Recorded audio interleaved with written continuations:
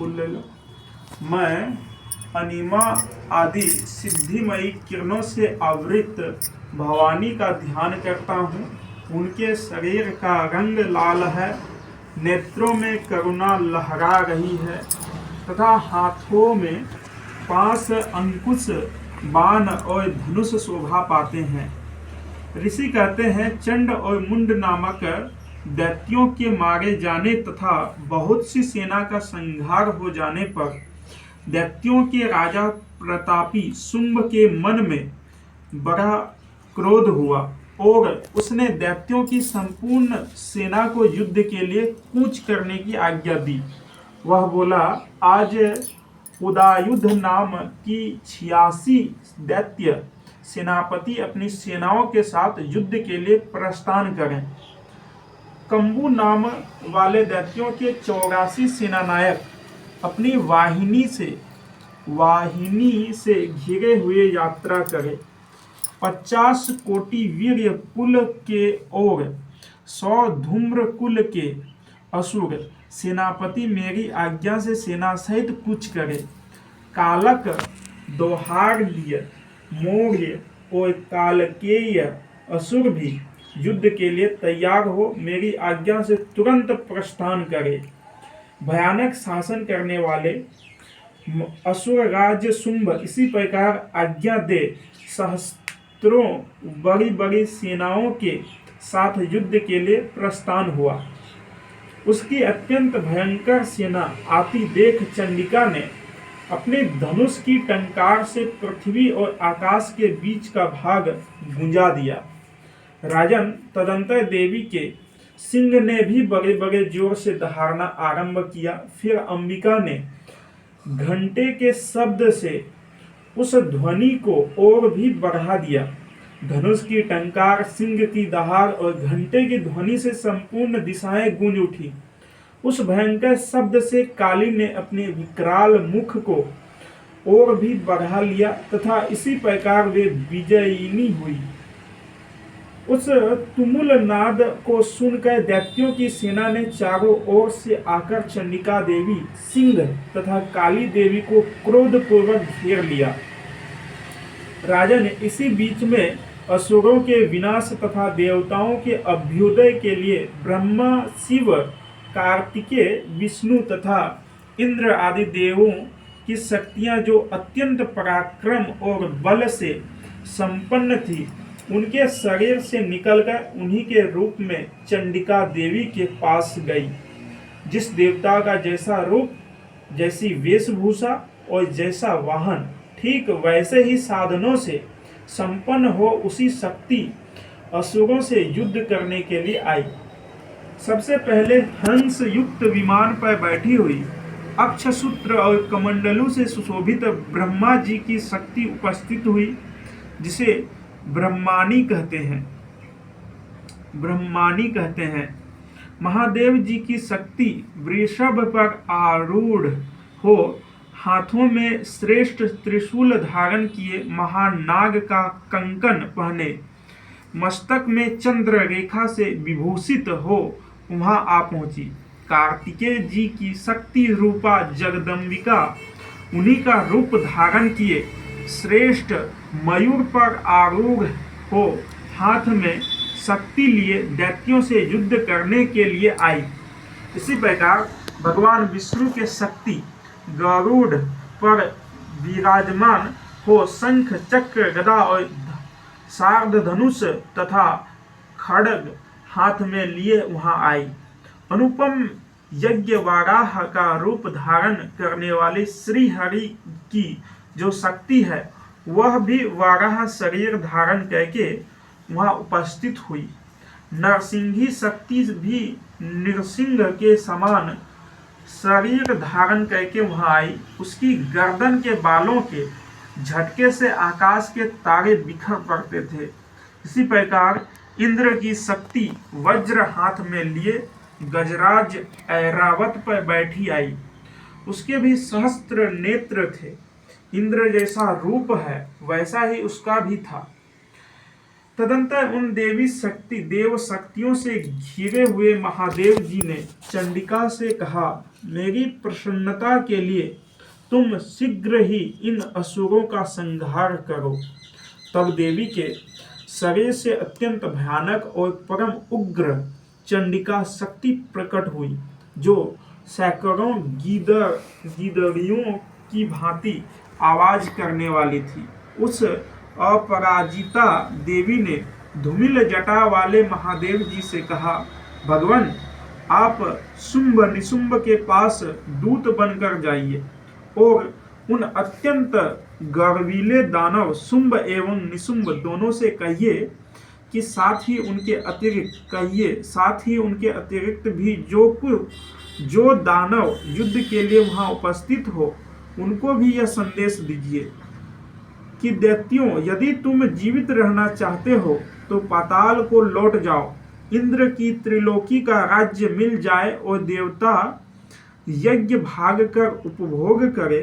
यदि बल के घमंड में आकर तुम युद्ध की अभिलाषा रखते हो तो आओ, मेरी शिवाएं योगिनियाएं तुम्हारे कच्चे मांस से तृप्त हो। चूंकि उस देवी ने भगवान शिव के दूत के कार्य में नियुक्त किया था, इसीलिए वह शिवदूती के नाम से संसार में विख्यात हुई। वे महादैत्य भी भगवान शिव के मुख से देवी के वचन सुनकर क्रोध में भर गए और जहां कात्यायनी विराजमान थी उस ओर बढ़े। तदंतर वे दैत्य अमरस में भरकर पहले ही देवी के ऊपर बाण, शक्ति और सृष्टि आदि अस्त्रों की वृष्टि करने लगे।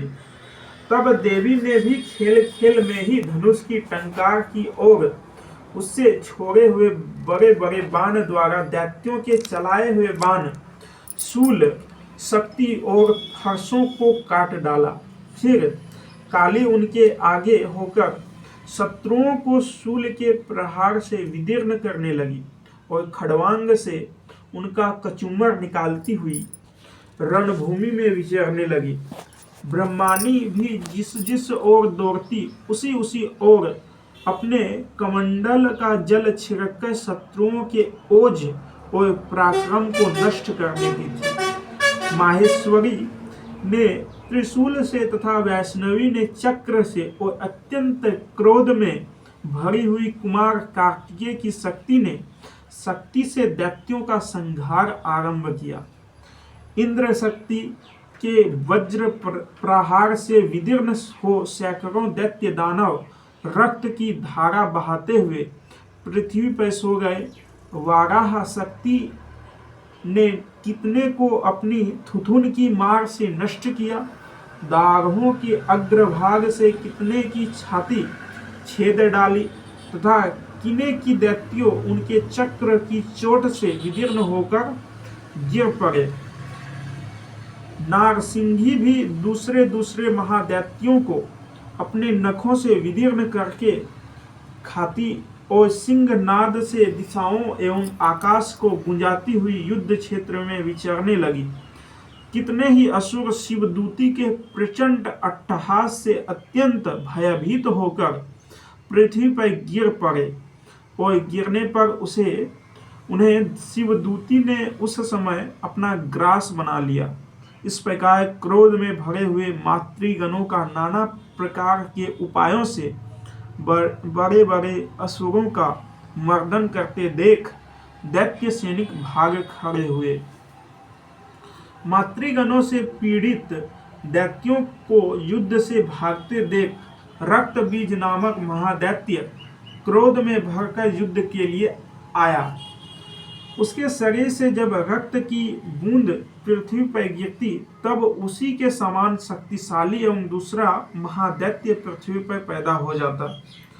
महासुर रक्तबीज हाथ में गदा लेकर इंद्र शक्ति के साथ युद्ध करने लगा। तब ऐन्द्रिय ने अपने वज्र से रक्त बीज को मारा। वज्र से घायल होने पर उसका शरीर से बहुत सा रक्त चूने लगा और उससे उसी के समान रूप तथा पराक्रम वाले योद्धा उत्पन्न होने लगे। उसके शरीर से रक्त जितनी बूंदें गिरी उतने ही पुरुष उत्पन्न हो गए। वे सब रक्त बीज के समान ही वीर्यमान बलवान तथा पराक्रमी थे। वे रक्त से उत्पन्न होने वाले पुरुष भी अत्यंत भयंकर अस्त्र शस्त्र का प्रहार करते हुए वहां मातृगणों के साथ घोर युद्ध करने लगे। पुनः वज्र के प्रहार से जब उसका मस्तक घायल हुआ तब रक्त बहने लगा और उससे हजारों पुरुष उत्पन्न हो गए। वैष्णवी ने युद्ध में रक्त बीज पर चक्र का प्रहार किया।